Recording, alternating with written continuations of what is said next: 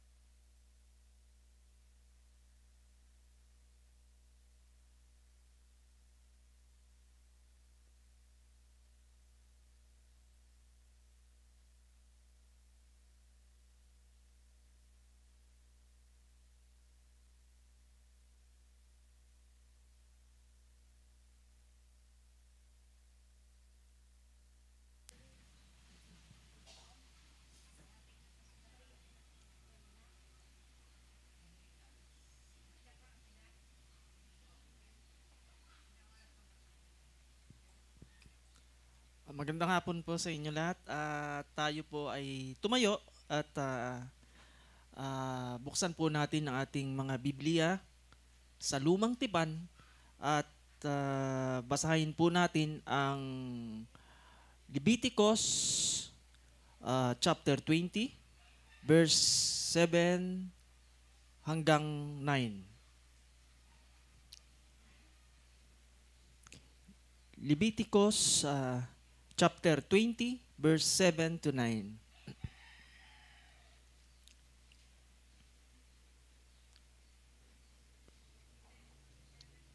Amen.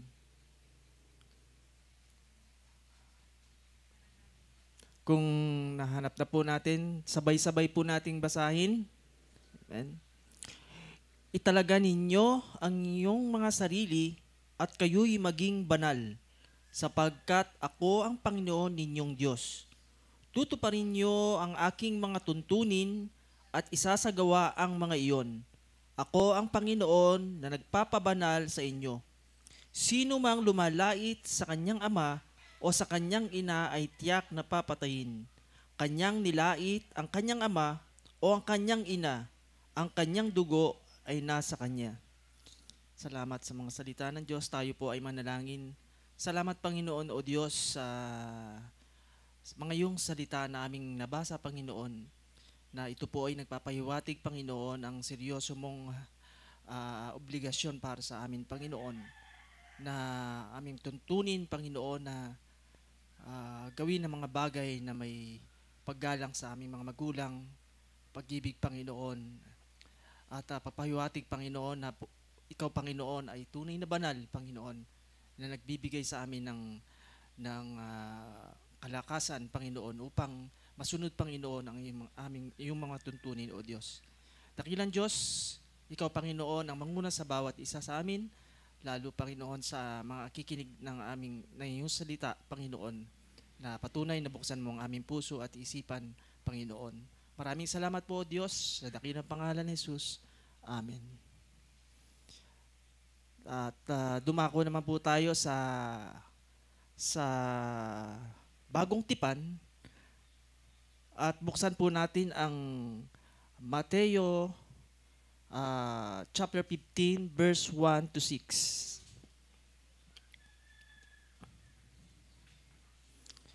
Matthew 15 verse 1 to 6.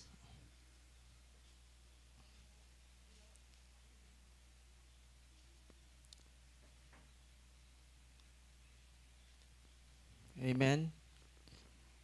Basahin po natin na sabay-sabay. Mga minanang turo. Pagkatapos ay lumapit kay Jesus ang mga Pariseo at ang mga iskriba na nanggagaling sa Jerusalem, at sinabi nila, "Bakit lumalabag ang iyong mga alagad sa tradisyon ng matatanda? Hindi sila naguhugas ng kanilang mga kamay bago sila kumain ng tinapay." Sumagot siya sa kanila at sinabi, "Bakit lumalabag naman kayo sa utos ng Diyos dahil sa inyong tradisyon? Sapagkat sinabi ng Diyos, igalang mo ang iyong ama at ang iyong ina, at ang magsalita ng masama sa ama o sa ina ay dapat mamatay. Ngunit sinasabi ninyo na sino mang magsabi sa kanyang ama o sa kanyang ina, anumang pagkikinabangin mo mula sa akin ay pinagkaloob ko na sa Diyos. Ang taong iyon ay hindi na kailangang gumalang pa sa kanyang ama. Kaya pinawalang saysay ninyo ang salita ng Diyos dahil sa inyong tradisyon." Salamat po sa mga salita ng Diyos. Tayo po ay dadako na sa mga awit ng mga himno.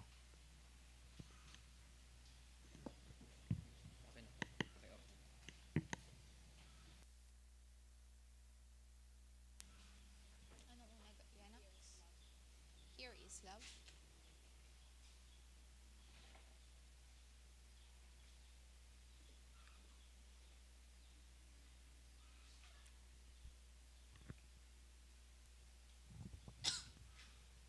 Tayo po'y manatili sa ating pagkakatayo at awitin muli natin yung bagong awit kaninang umaga sa paghahayag ng pag-ibig ng Diyos. So sa ating unang awitin, we will sing, "Here is Love."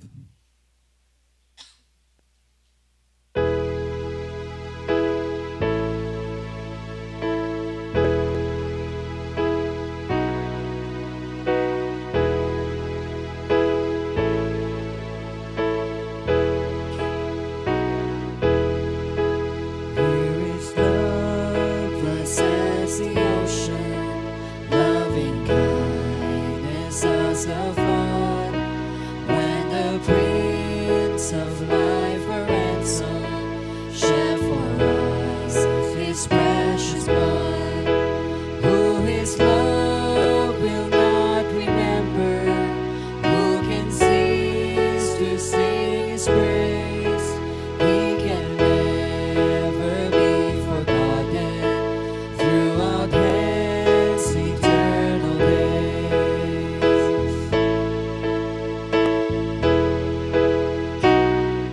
Sing verse 2. On the mount of crucifixion, fountains open deep and wide. Through the floodgates of God's mercy, flow the vast and gracious tide. Grace and love like mighty rivers, poured incessant from above. Heaven's peace and perfect justice kiss a guilty world in love.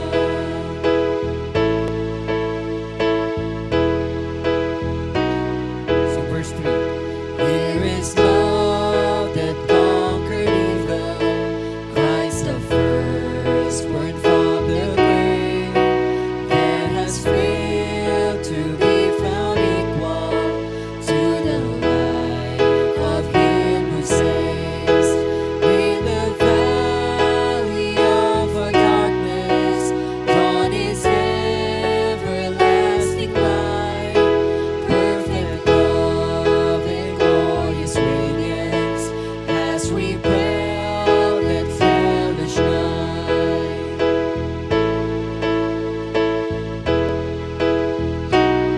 Sing verse 4. That same love beyond all measure, mocked and slain by hateful men, lives and reigns in resurrection and can never die again. Here is love for all the ages, great and Son and heaven's dance, calling home His Father's children, holding forth His wounded hands. Sing the last verse. Here is love as the heavens, countless as the stars above, are the souls that He has ransomed, precious daughters, treasured sons. We are called to feast forever on a love beyond our time. Glorious Father, Son, and Spirit, now with man are intertwined. Sa pag-ibig ng Diyos, makakasama natin siya. So ngayon naman sa ating pagpapatuloy, ating awitin, Christ is mine forevermore.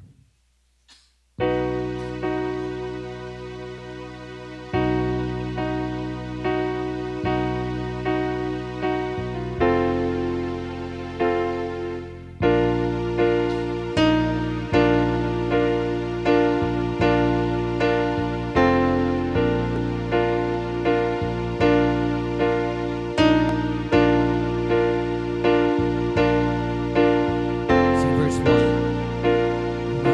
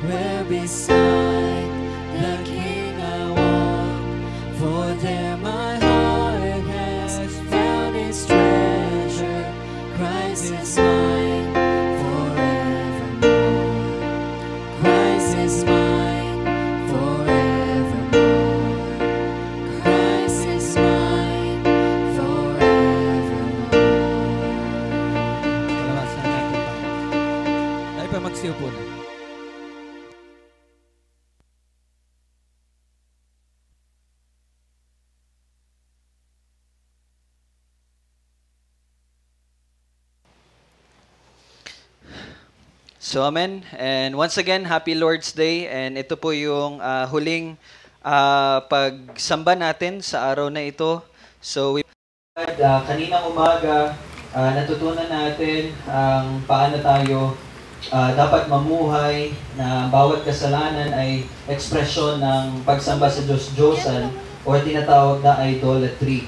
And so, ngayon naman sa gabing ito, tayo magpapatuloy sa ating series ng pagdidisiplina. Okay? At for the past weeks na pag-aralan natin ang disiplina ng babae, ng lalaki, ng husband, ng wife. At last Sunday is yung disiplina ng pagiging magulang. And so, hindi makukompleto yon kung hindi natin isasama ang mga anak. Okay, but bago tayo pumunta doon, mga Biblia, punta tayo sa Ephesians chapter 6, verses 1 to 3. Ephesians chapter 6, verses 1 to 3. So, inanyayaan ko ang lahat ng mga magulang na dalhin ang inyong mga anak. At kahit sa online, ito ay napakagandang malaman at matutunan ng lahat. Ephesians chapter 6, verses 1 to 3. Bago natin to babasahin, ay gusto ko lamang pong magkaroon ng short review sa last Sunday na ating natutunan patungkol po sa mga magulang. Kung paano ito dapat ipamuhay bilang mga Kristiyano. Paano ba maging magulang? Ano mga responsibilidad ng isang magulang? Una, ay huwag natin ibunsod sa galit ang ating mga anak. Ibig sabihin, meron po mga tinatawag na disiplina na maling pagdidisiplina. At yung mga maling pagdidisiplina na yon ay nagkukos lamang ng galit, ng pagkamuhi ng mga anak sa kanilang mga magulang. Kasi sa panahon natin ngayon, iniisip natin na basta dinidisiplina kong anak ko, tama yon. Pero mind you, meron pong mga maling pagdidisiplina. At yon ay yung pagdidisiplina na nabubunsod natin ng ating mga anak sa galit. Ang pangalawa nating responsibilidad bilang mga magulang ayon sa salita ng Diyos ay dapat natin inaakay ang ating mga anak. So ito ay mula sa Greek word na alagaan. So protektahan. No? And pangatlo, dapat natin silang sanayin or disiplina. And pang-apat ay dapat natin silang pangaralan. And actually, ang pangangaral ng salita ng Diyos ay yun po yung main responsibility ng isang magulang. And let me remind you bakit. Kasi po, pinili ng Diyos ang Israel. Babalik muna tayo sa kasaysayan. Pinili ng Diyos ang Israel upang pagpalain ang lahat ng angkan sa lupa. Makikita natin yan sa Genesis 12 verse 3. At babasahin ko yan para sa inyo. Sabi doon, pagpapalain ko ang magbibigay ng pagpapala sa iyo. Kinakausap ng Panginoon si Abraham. At ito ay patungkol sa angkan niya doon sa Israel. At susumpain ko ang mga susumpa sa iyo. At sa pamagitan mo ang lahat ng angkan. Itong angkan dito ay lahat ng salinlahi, no? Sa lupa ay pagpapalain. So dito pa lang sa Genesis chapter 12 ay pinapahayag na ng Diyos na ang kaligtasan ay para po sa lahat, hindi lang sa mga Hudyo. Ngayon, anong connection nito sa pagiging magulang? Ito po ay dahil sinabi din sa Exodus 19 verse 6, papakita ko muna sa inyo yung kahalagahan ng Israel sa plano ng pagliligtas ng Diyos. Sabi sa Exodus 19 verse 6, sa akin kayo ay magiging isang kaharian ng mga pari. Again, ang kinakausap po ng Panginoon dito ay ang Israel. At isang banal na bansa. Ito ang mga salitang sasabihin mo sa mga anak ni Israel. So malinaw po na ang Israel ay pinili ng Diyos upang maging mga kaharian ng mga pari at banal na bansa. Now, anong ibig sabihin nito? Ibig sabihin po, sila ang gagamitin ng Diyos bilang daluyan ng pagliligtas sa buong mundo. Now, kung matatandaan nyo kanina sa morning service natin na yung special revelation ng Panginoon sa mga Hudyo or mga Israelita ay actually hindi pagpapakita ng pagiging unfair ng Panginoon. Bagkus yun ay biyaya. Bakit? Kasi nga sila ang gagamitin ng Diyos. Sa kanila manggagaling ang tagapagligtas. Di ba? sila ang pinili ng Diyos dahil doon manggagaling ang tagapagligtas ng buong mundo.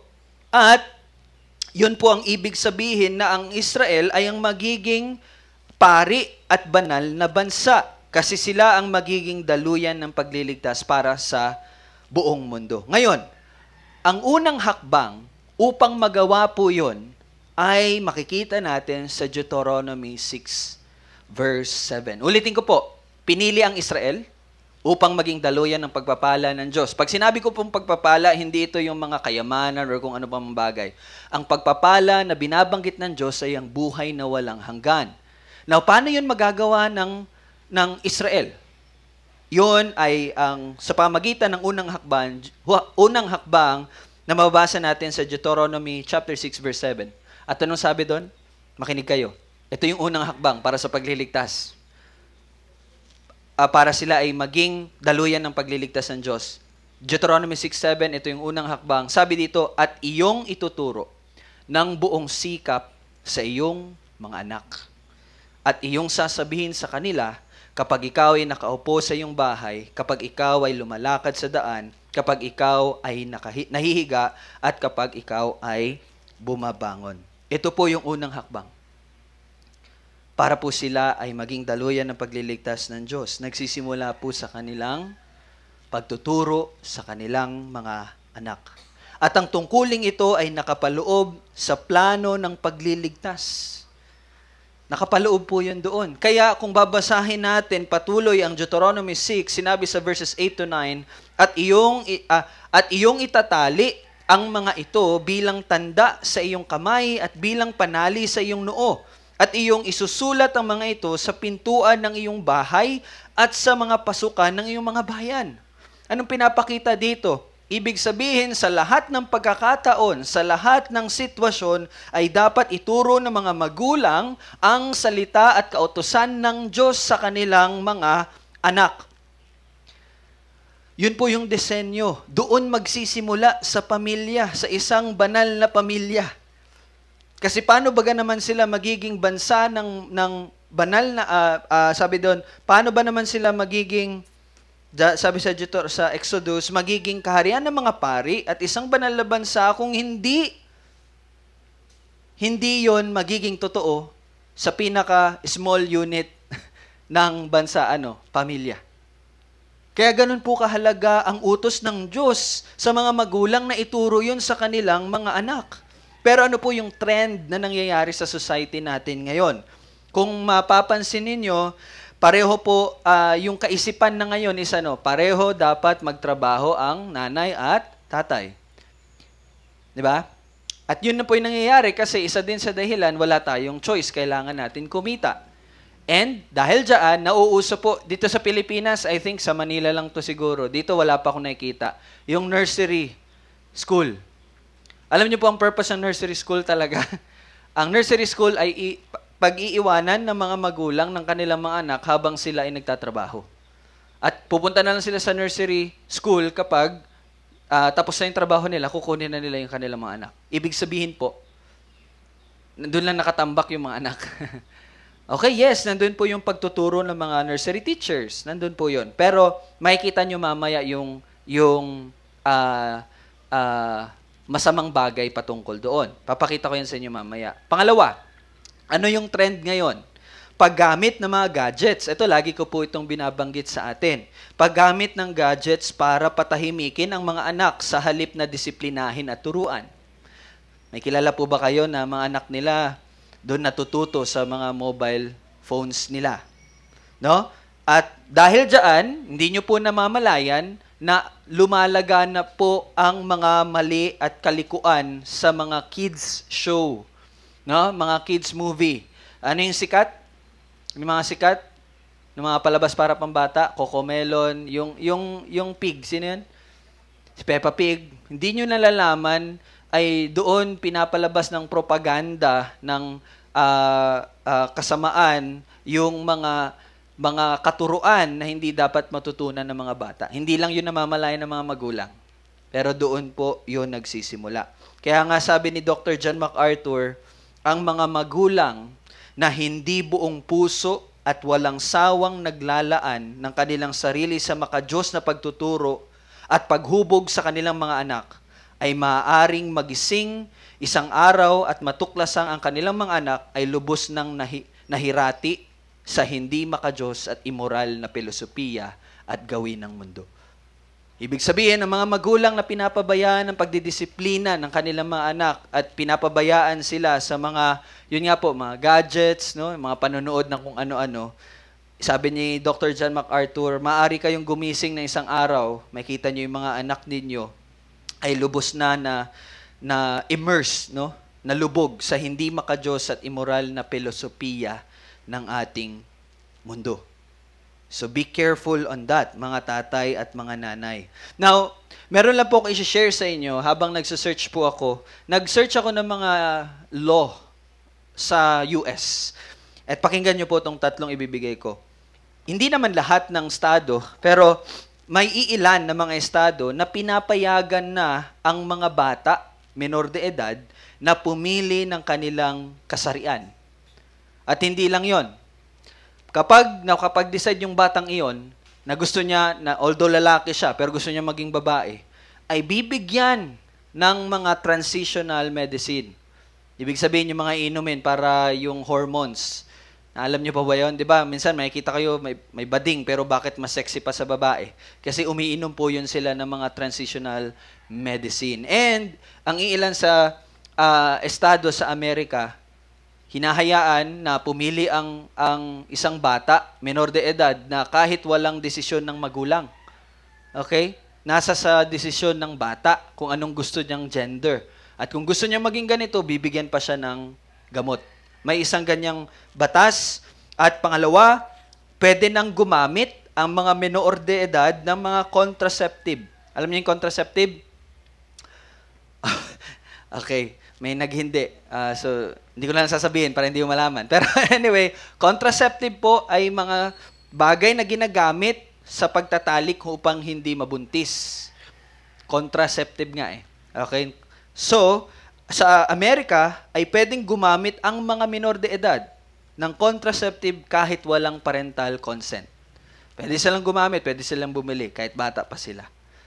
Okay? Pangatlong law is pwede nang magkaroon ng STD treatment. Alam niyo yung STD?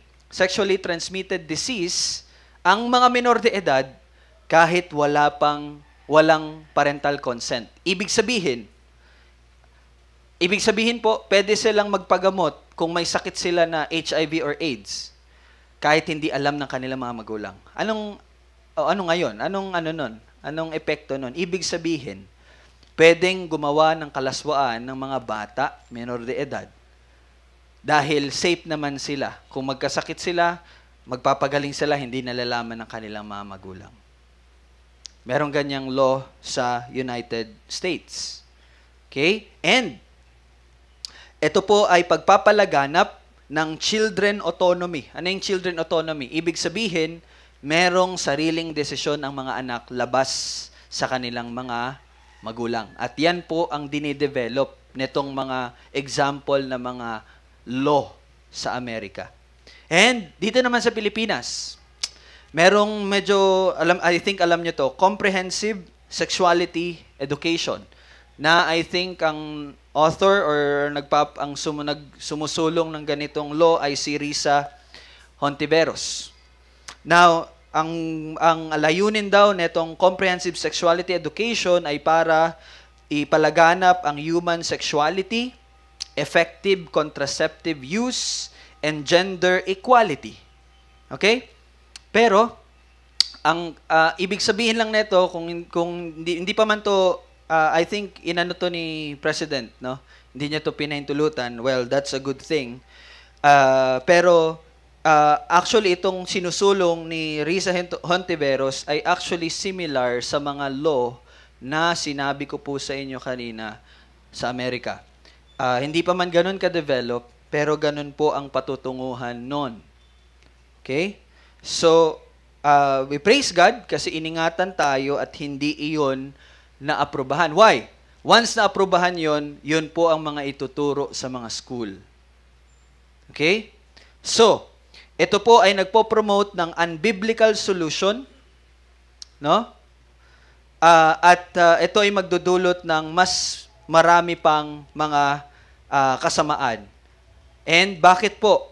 Kasi tuturuan ang mga bata kung paano gumamit ng contraceptive para hindi mabuntis ang kanilang mga kasintahan.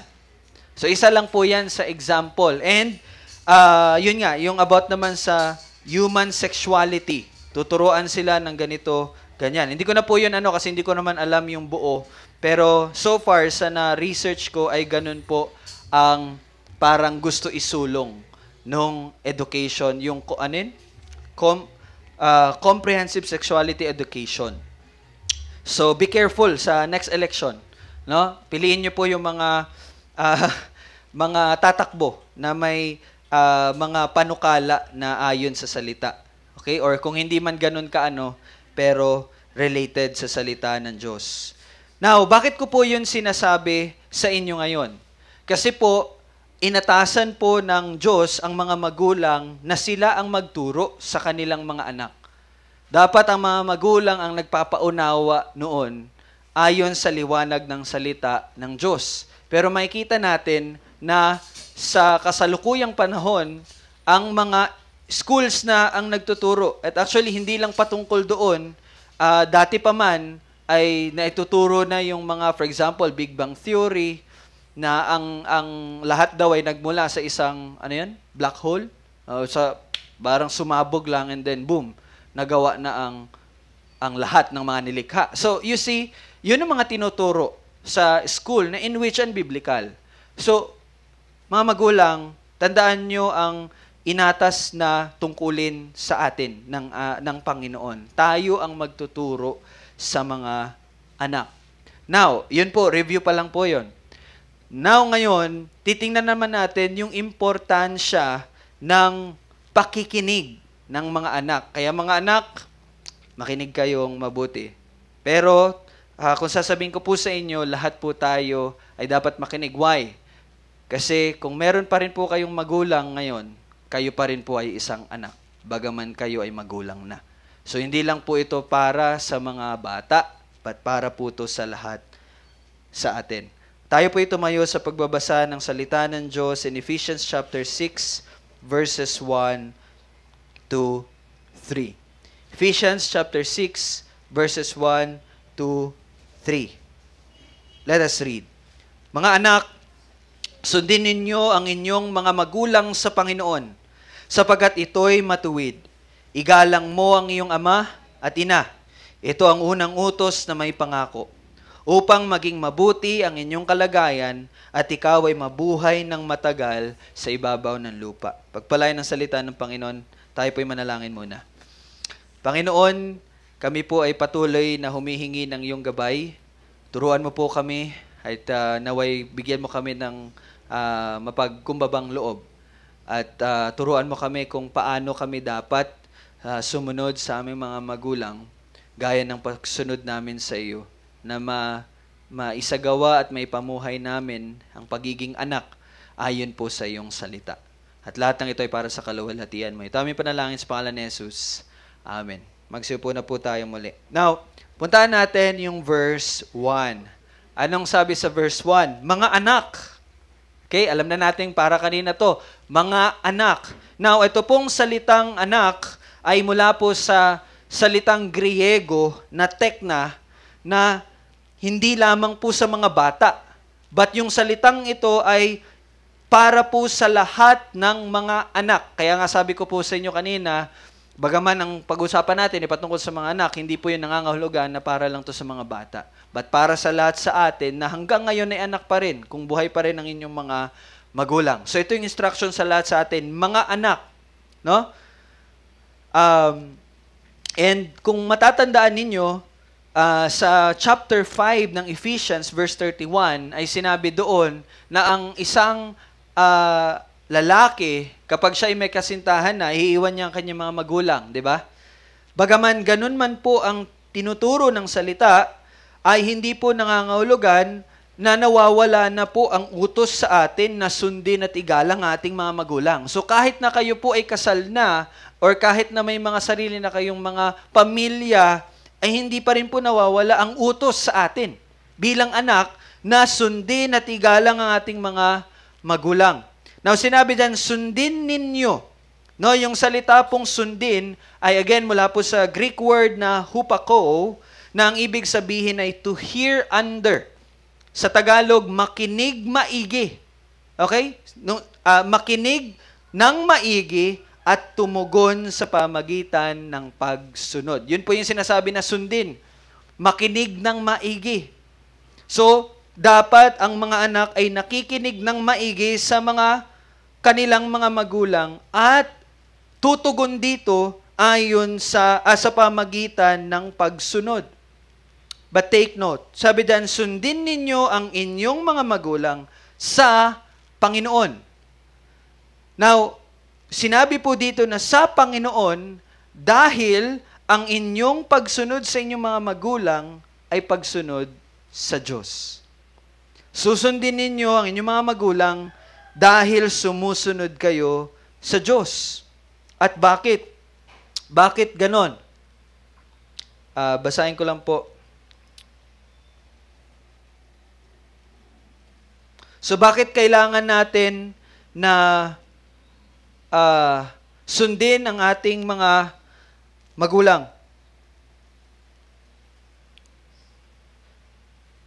Wait lang. Okay. So, ito yung dahilan at ito ay sinabi ni Dr. John MacArthur. Sabi niya, ang mga magulang, okay, ulitin ko po, bakit kailangan sundin ng mga anak, ang kanilang mga magulang? Dahil ang mga magulang ay tagapamagitan sa pagitan ng mga anak at ng Diyos. That's one reason. Sa madaling salita, ang mga magulang ang tumatayong tagapamagitan sa pagitan ng mga anak at ng Diyos habang ang mga anak ay masyadong bata pa upang magkaroon ng ganap at may gulang na relasyon sa Panginoon. Ang mga magulang ay mga katiwala ng Diyos. Okay? Ang mga magulang ay katiwala ng Diyos, ang kanyang kinatawan sa otoridad para sa kanilang mga anak na ipinagkatiwala lamang sa kanila ng kanilang Ama na nasa langit. Ito ang dahilan kung bakit inuutos sa mga anak na sundin ninyo ang inyong mga magulang. At again, ganun din kahalaga ang pagtuturo ng mga magulang sa anak. Bakit? Kasi kayo ang katiwala ng Diyos. Pero last week na yon, no? Inaano lang natin, binabalik lang natin. Pero sa mga anak, kailangan natin sundin ang ating mga magulang dahil sila ang katiwala ng Diyos para sa atin habang tayo ay lumalaki. And sabi din sa Colossians 3, verse 20, mga anak, sumunod kayo sa inyong mga magulang sa lahat ng mga bagay. Okay? Sapagkat ito'y nakakalugod sa Panginoon. So malinaw po ang utos ng Panginoon na mga anak, sundin ninyo inyong mga magulang sa lahat ng mga bagay. Ibig sabihin, sa lahat ng sasabihin, iuutos at ituturo ng mga magulang ay dapat sumusunod ang mga anak. Now, bagaman sinabi dyan sa lahat ng bagay, hindi po ibig sabihin nun na sa lahat ng bagay. Ano ibig sabihin nun? Kasi once nagtuturo at naguutos na ang magulang ng mga bagay na hindi ayon sa salita ng Diyos, doon na po mawawala ang kanilang pagkamagulang sa atin at hindi natin sila susundin. Okay? Once they are teaching or promoting mga bagay na salungat po sa salita ng Diyos. For example, uutusan ka na magsinungaling. So, wag mong susundin iyon. Pero, apart from that, sa lahat ng bagay ay dapat nating susundin ang ating mga magulang. Sinabihan ka na maghugas ng pinggan, maghugas ka ng pinggan. Sinabihan ka na gawin mo to, gawin mo ito. Dahil sa lahat ng bagay. Hindi lang sa, magbasa ka ng Biblia, magganito ka, ganyan ka. But sa lahat po ng bagay, dapat natin silang sundin. Now, bakit? Bakit kailangan natin itong gawin? And kung babalikan natin ang Ephesians verse 1, sabi dyan, sapagkat ito'y matuwid. Now, yung salita pong matuwid dito ay mula po sa Griego na dikaios, nang ibig sabihin ay tama, ganap, at nararapat. No? At ito ay dahil lahat po ng utos ng Diyos ay matuwid.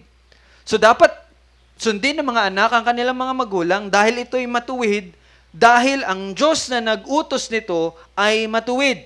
Gaya nga ng sinabi sa Nehemiah 9 verse 13, ikaw ay bumaba sa bundok ng Sinai at nagsalita ka sa kanila mula sa langit at binigyan mo sila ng mga matuwid na batas at mga tunay na kautusan, mabuting mga tuntunin at mga utos. So ganyan po nilarawan sa Nehemiah chapter 9 verse 13 ang kautusan ng Diyos. And even sa mga awit chapter 19 verse 8, ang mga tuntunin ng Panginoon ay matuwid na nagpapagalak sa puso. Ang utos ng Panginoon ay dalisay na nagpapaliwanag ng mga mata. And another in chapter 119 verse 75, O Panginoon, nalalaman ko na matuwid ang mga pasya mo at sa katapatan ay pinangumbaba mo ako. And in verse 128, kaya't aking pinapahalagahan na matuwid ang lahat mong mga tuntunin tungkol sa lahat ng mga bagay at kinasusuklaman ko ang bawat huwad na daan. So you see, malinaw po na nilalarawan sa salita ng Diyos na ang bawat utos ng Panginoon ay matuwid. Kaya ang utos sa mga anak na sundin ng mga magulang ay isang matuwid na kautusan para sa mga anak. Kaya dapat itong gawin, at ito po yung aksyon na dapat gawin ng bawat anak. So mga anak, sundin ninyo ang inyong mga magulang sa lahat ng bagay. Dahil ang pagsunod ninyo na yan ay ang pagsunod ninyo sa Diyos. And in the same way, sa pagtutol ninyo at pagsuway sa inyong mga magulang ay pagsuway sa ating Panginoon. Now, sa anong paraan dapat natin ito gawin? No, kasi yun yung action, obedience. Now, in what manner? So, sa anong paraan dapat natin ito gawin? Verse 2, igalang mo ang iyong ama at ina. So, the action is obedience. The manner is igalang. Ito ay mula sa Greek word na timao, na ibig sabihin ay may mataas na paggalang at respeto. Ganito dapat natin sinusunod ang ating mga magulang. May malalim at matindi na paggalang at respeto. Hindi yung sumusunod ka nga, nagmamaktol ka man. Sumusunod ka nga, ang dami mo pang sinasabi at pagdadahilan. Yan ay hindi paggalang sa Diyos. Sa inyong mga magulang. And again, yan ay hindi paggalang sa Diyos. So there's a manner na kailangan natin yun gawin. Kasi pwedeng ginagawa mo ang kanilang inuutos, pero puno ka naman ng galit, pagmamaktol, pagkikwenta, pagdadahilan sa iyong puso. And we have to deal that, mga anak. No? Alam nyo bakit? Now, makinig kayo sa salita ng Diyos. Kasi alam nyo po ba, ang unang utos po, kasi merong 10 kautusan, di ba? Ang unang utos na may kinalaman sa relasyon sa tao ay yung 5 utos. At yung 5 utos na yon ay particularly related sa family or sa pamilya. At ano yung utos na yon? Mga anak, sundin ninyo ang inyong mga ama at ina. Now, bakit po kapag sinunod natin ng ating mga magulang, or bakit mahalaga na sundin natin ang ating mga magulang? Now, ito po, napakagandang sinabi again ni Dr. John MacArthur, kasi ang dami kong binasa, pero sobrang ganda nung pagkaka-preach ni Dr. John MacArthur dito. Sabi niya, dahil ang prinsipyong iyon lamang, kapag sinunod, ano yung prinsipyo na yun? Ang igalang ang magulang, sundin ang magulang. Kasi daw kapag yun ay nasunod, sabi niya, ay sapat na upang matiyak ang tamang relasyon ng mga anak sa kanilang mga magulang At hindi lamang iyon, ito rin ang pangunahing prinsipyo sa likod ng lahat ng tamang ugnayan ng tao sa lipunan. Kita niyo yan? No? Ang isang taong lumaking may paggalang at pagsunod sa kanyang mga magulang ay magkakaroon ng matibay na pundasyon upang igalang ang otoridad ng iba pang mga pinuno at ang mga karapatan ng ibang tao sa pangkalahatan. You see? No? Kapag ang mga anak ay lumaki na may pagsunod at paggalang sa kanilang mga magulang, enough na yon para maging magalang sila at may pagsunod sila sa iba pang mga otoridad dito sa lipunan. Ganun po kalaki ang epekto nun, mga anak. Okay? Kaya kung kayo ay nagiging mga balasubas at mga walang respeto sa inyong mga magulang, paano nyo marerespeto ang iba pang mga otoridad? Like yung mga teachers ninyo, yung mga boss ninyo, yung mga kuya, ate ninyo. Hindi nyo yun magagawa kung sa magulang pa lang ay hindi na tayo nagpapakita ng ating paggalang. No? At makikita po natin ang labis na kahalagahan ng paggalang ng anak sa kanilang mga magulang sa halimbawa ng ating Panginoong Hesus. Now, babasahin ko po sa inyo yung Lucas chapter 2, verse 52. Sabi doon, lumago si Jesus sa karunungan at pangangatawan at naging kalugod-lugod sa Diyos at sa mga tao. Now, kapag sinabi pong mga tao, ito ay related din sa kanyang mga magulang. Ganun po lumaki ang ating Panginoong Hesus. Siya ay naging masunurin at may labis na pagrespeto at paggalang sa kanyang mga magulang. Ang Panginoon natin mismo ay namuhay ng may ganong pagsunod. And, makinig kayo mga bata, Exodus 21, 15 to 17. Mga bata, okay. Pero lahat naman tayo. Tingnan nyo to.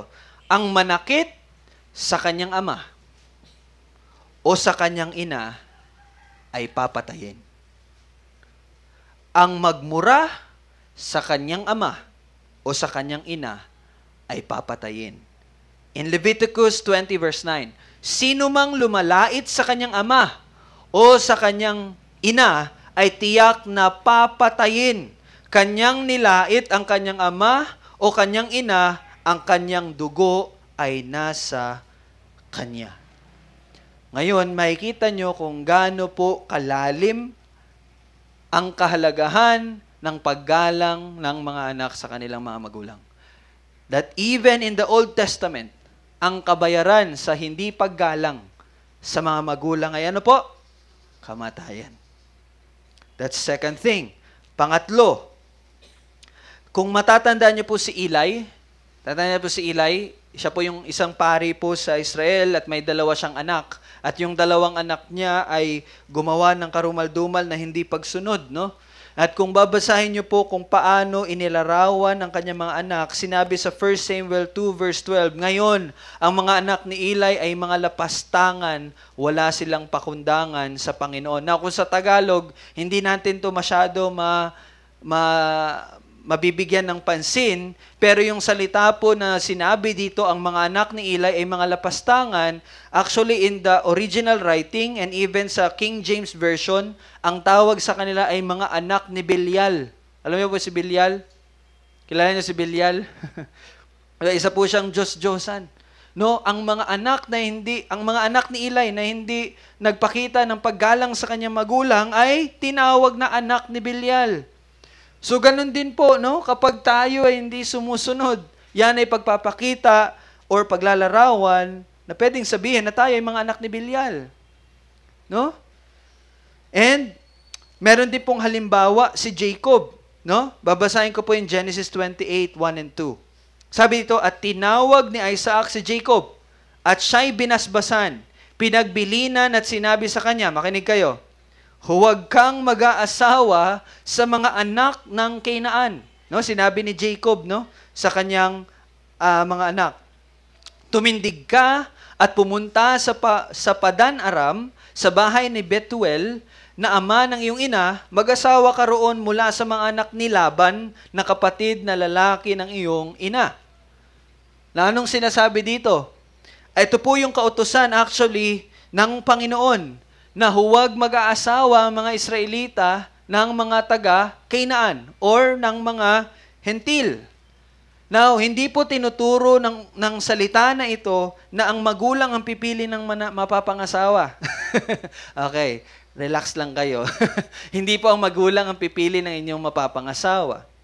Pero, nararapat lang po, mga anak, na kayo ay humingi at sumunod sa gabay ng inyong mga magulang sa mahalagang desisyon dahil ito ay may malaking epekto sa kabuuan ng inyong pamumuhay.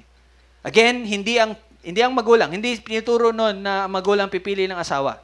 But we must submit sa gabay ng mga magulang, lalo na po sa mga importanteng desisyon, lalong-lalo na yung pag-aasawa. And di ba, last 2 weeks or 3 weeks, 3 Sundays, natutunan natin ang kahalaga ng kasal.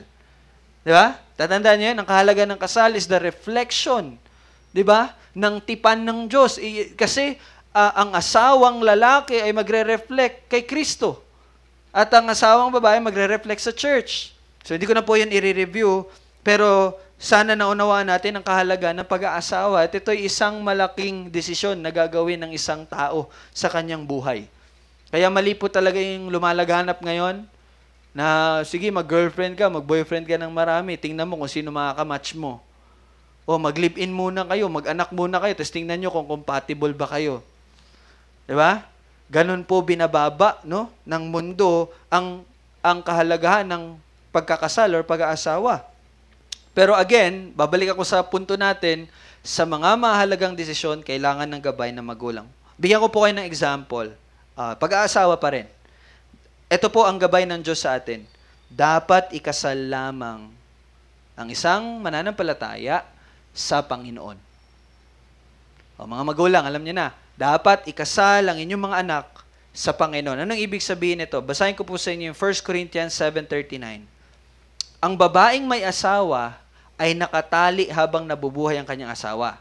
Ngunit, kung patay na ang kanyang asawa, malaya na siyang makapag-asawa sa kanino mang ibig niya. Okay? So, once widow ka na, patay na yung asawa mo, pwede ka na mag-asawa.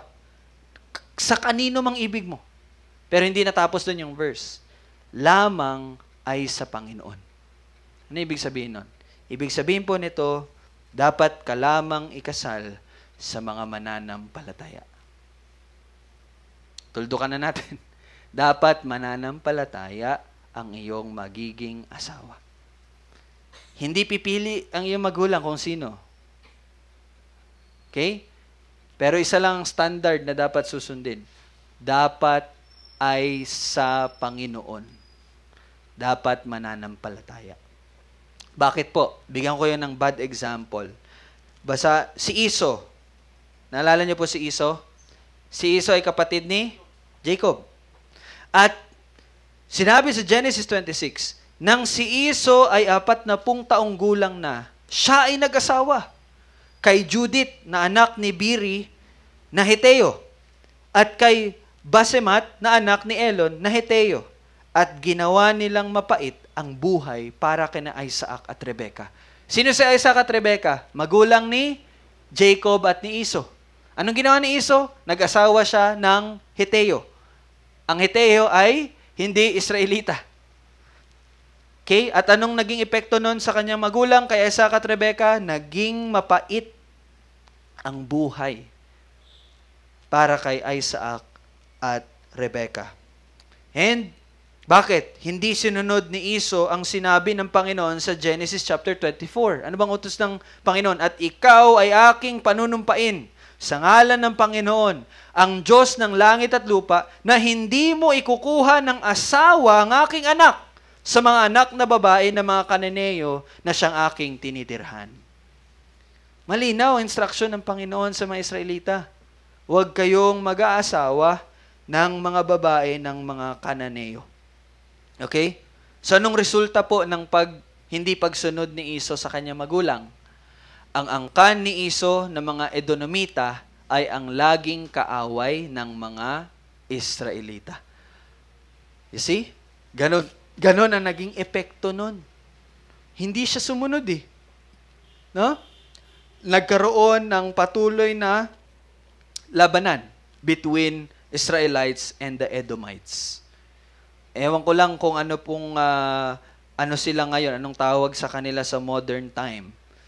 Pero i-research ko pa kung ano. Baka mga Islam countries ata to sila, no?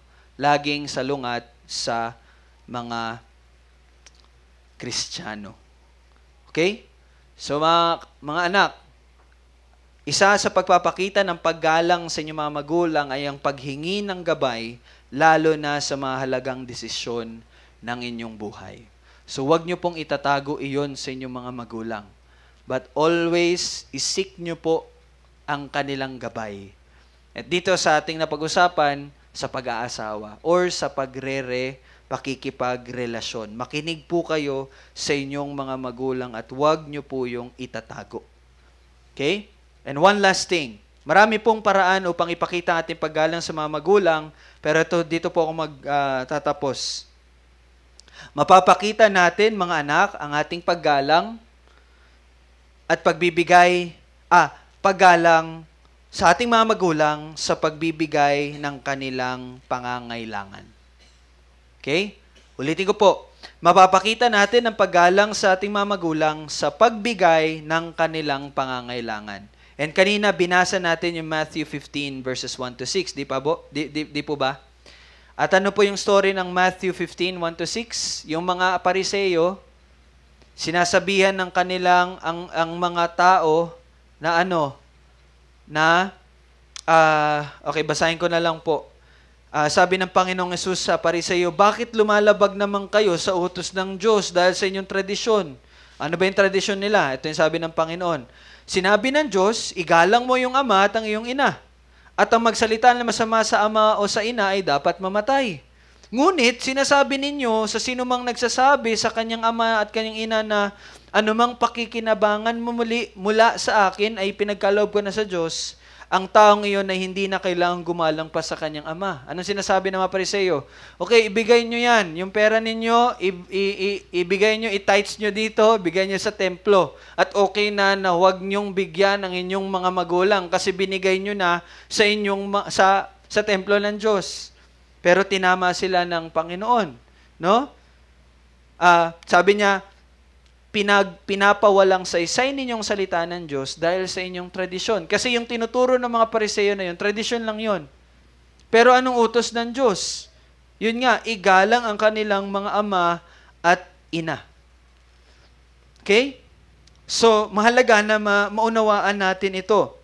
Now, meron pong lumalaganap ngayon na kaisipan, at I think alam nyo to, hindi mo obligasyon na magbigay sa inyong mga magulang. Dahil, yung ginawa ng mga magulang para sa iyo ay responsibilidad nila iyon. Hindi mo sila kailangang bayaran. Narinig nyo na po ba yan? Hindi na daw kailangan kasi responsibility yun ng magulang. So, dapat lang naalagaan ka, puntahin ka sa school, bigay yung mga mo. At hindi mo yun kailangan bayaran sa kanila kasi hindi ka obligado. Kasi responsibilidad yun ng magulang. Well, yun po ay direktang pagsuway sa Diyos. Maling kautusan po yun. Maling pag-iisip po yun. Gaya nga ng sinabi ni Dr. John MacArthur, katulad ng pag-aalaga at pagbibigay ng mga magulang sa kanilang mga anak, sa loob ng 20 taon o higit pa, ang mga anak naman ay dapat gumugol ng anumang oras at pera na kinakailangan upang alagaan at suportahan ng kanilang mga magulang. Kung hindi na nila kayang gawin ito para sa kanilang sarili. No? And nagpatuloy si Dr. John MacArthur, maliwanag na ang simpleng pagbibigay ng suportang pinansyal sa mga magulang sa kanilang katandaan ay malayo sa tunay na paggalang kung hindi ito ginagawa ng may pagmamahal. Ang pera ay maaaring magsilbing pagpapahayag ng pagmamahal. Ngunit, hindi kailanman ito magiging kapalit ng pagmamahal. Magandang paalala din to. Ang isang anak ay hindi maaring magbigay ng paggalang sa kanyang mga magulang sa pamagitan ng simpleng pagbabayad ng kanilang mga bayarin. Tulad ng hindi kayang pagpapalaki ng mga magulang sa kanya sa pamagitan lamang ng pagbabayad ng kanyang edukasyon o pagkain o damit at iba pang pangailangan ng walang pagmamahal. Ano yung na-highlight dito? Yes, utos ng Diyos na i-provide natin ang pangangailangan ng ating mga magulang. Pero dapat gawin natin iyon ng may pagmamahal. Kasi gaya ng pagmamalaki ng ating mga magulang sa atin, sabi nga ni Dr. John MacArthur, hindi nila yun in-express na nagbabayad lang sila ng pangangailangan mo. Bagkus, meron yung pagmamahal. Kasi kung walang pagmamahal yun, hindi nila iyon magagawa o gagawin. So, meron pong good example. No, sa Genesis 47:11 to 12. Basahin ko po para sa inyo. Pinatira ni Jose ang kanyang ama at ang kanyang mga kapatid at sila'y binigyan ng lugar sa lupain ng Ehipto. Naalala niyo yung story na to?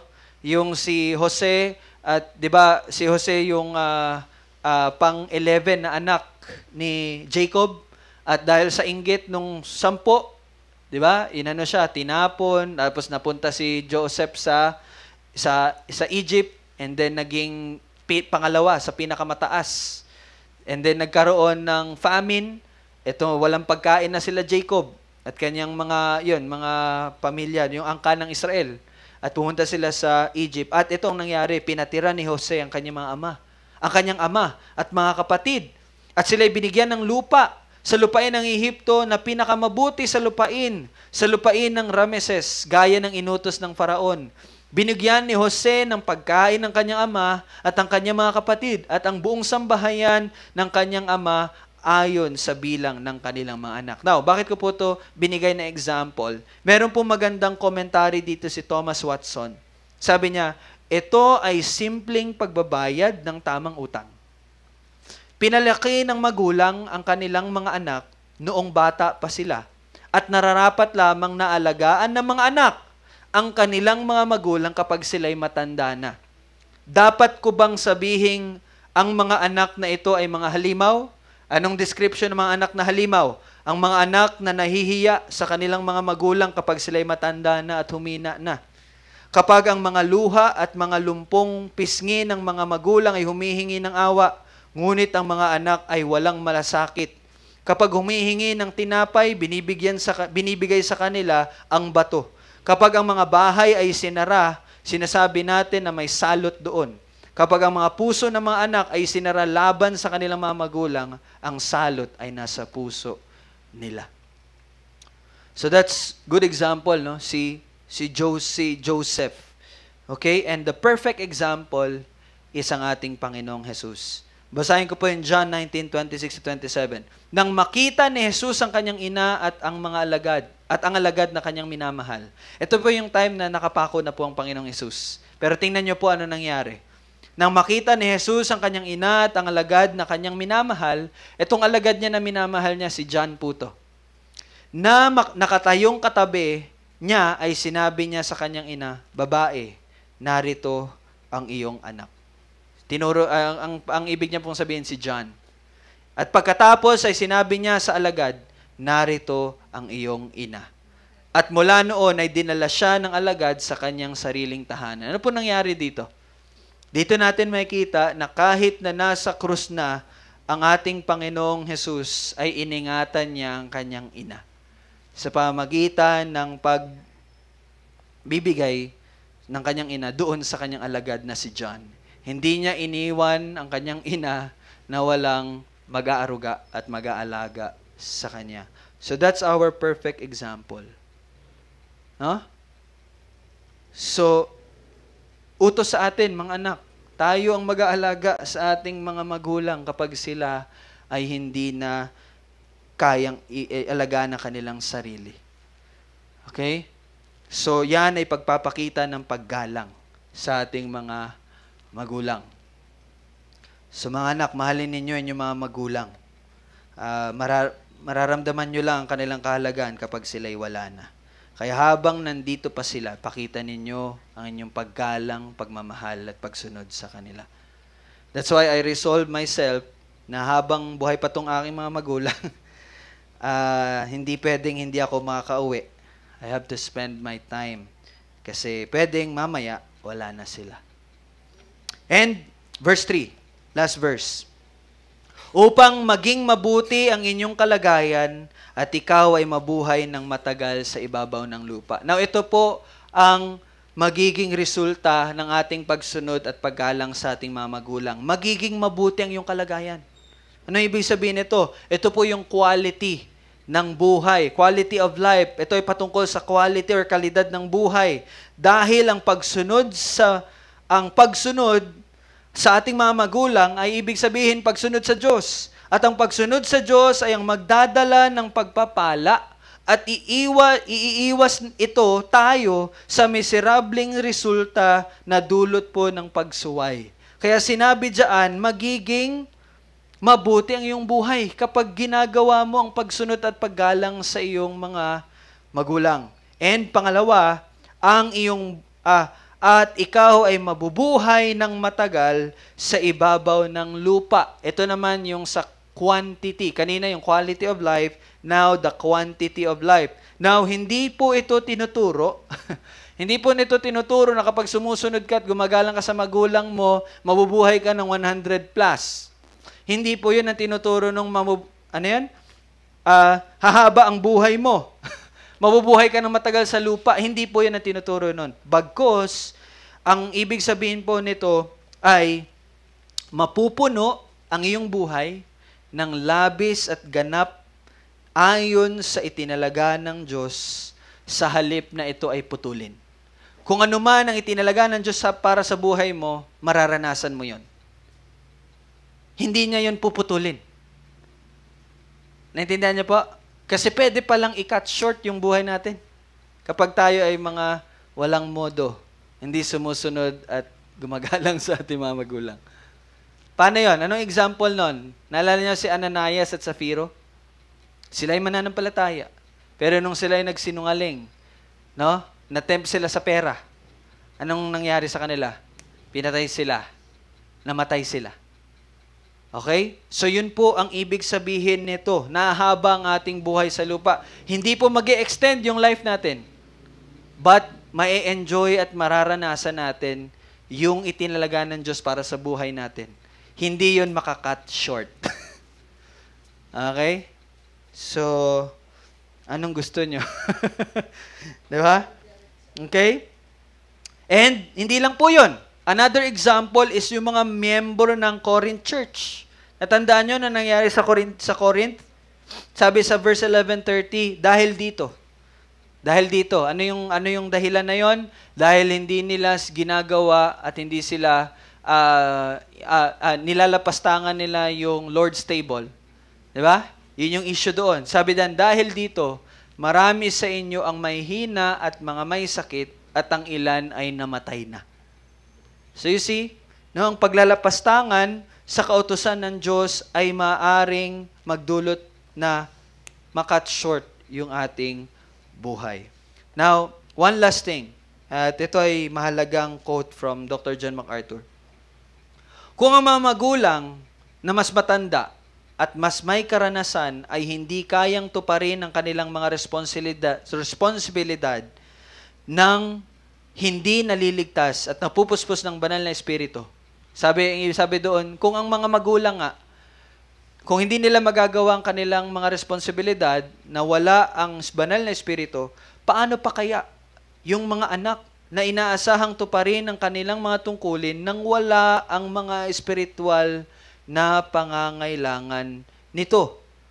Ang mga anak na tinutukoy ni Pablo sa Ephesians chapter 6 verses 1-3 ay inuutusan din na mapuspos ng espiritu at magpasakop sa isa't isa sa takot kay Kristo.